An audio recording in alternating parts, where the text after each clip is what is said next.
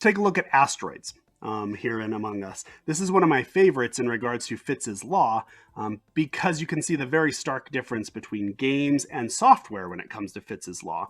In games, you use Fitts's law as a bit of a challenge. You want things to be hard to click. That is part of the gameplay.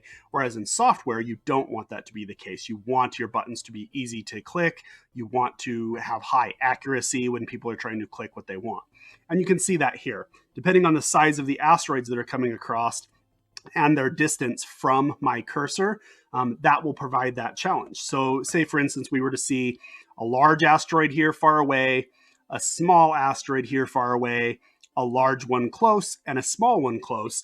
You can kind of make a guess as to which ones are going to be the most accurate. And inside of gameplay, you try to do that very, very quickly because you have limited time to make that decision. Your large and close one is probably your fastest, followed by your close and small one, and then very closely by your large and far one as well. And then your far away and small one is obviously going to be probably your hardest asteroid to hit.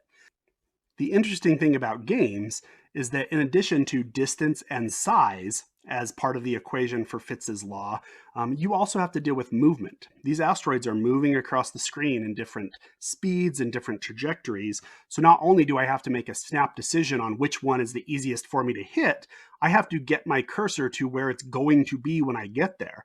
And depending on the size, that can be very difficult.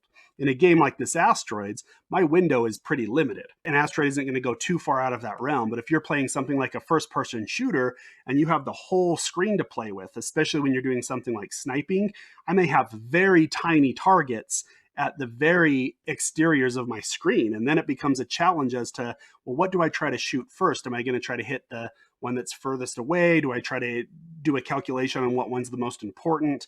So you can kind of see it starts to become part of the challenge in using Fitts's law, as opposed to software, where you really are just trying to make sure that your buttons are highly accurate and that your buttons are very easy to get to.